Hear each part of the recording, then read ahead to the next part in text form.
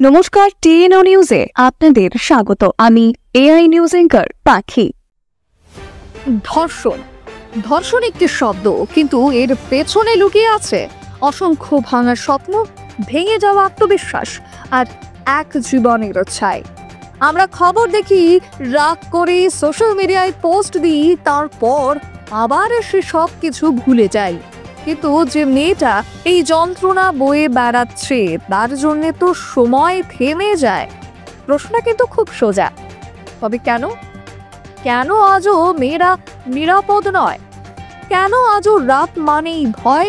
আর কেন আজও কোনো অপরাধের পাশে সমাজ চুপচাপ দাঁড়িয়ে থাকে? তবে তার কারণ কি? তবে শুনুন, এমন একটি ঘটনা কিন্তু আমাদের সামনে উঠে এসেছে।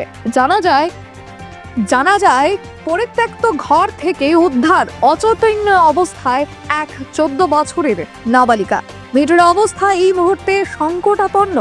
ঘটনাটি ঘটে রাজধানীর পশ্চিম জয়নগর এলাকায়। জানা যায় যে মেয়েটিকে বহুদিন, অর্থাৎ গোটা 14 দিন মেয়েটিকে আটকে রেখে ধর্ষণ করা হয়েছিল। অর্থাৎ পুজোর মরশুমে চর্চিত ধর্ষণ কাণ্ডে অবশেষে মিডিয়ার চাপে ধর্ষণকারী শঙ্কর দাসকে অ্যারেস্ট করতে হয় পশ্চিম থানার পুলিশদের। তার সঙ্গে আরো জানা যায় যে প্রথম দিকে কেস নিতে চাইছিল না পুলিশ।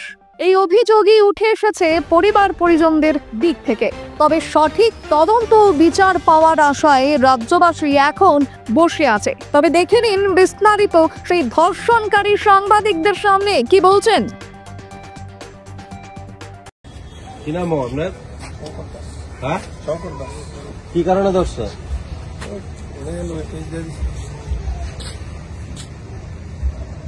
কি করেন আপনার? বাড়ি কোনখানে? কি পদে আছেন আপনি?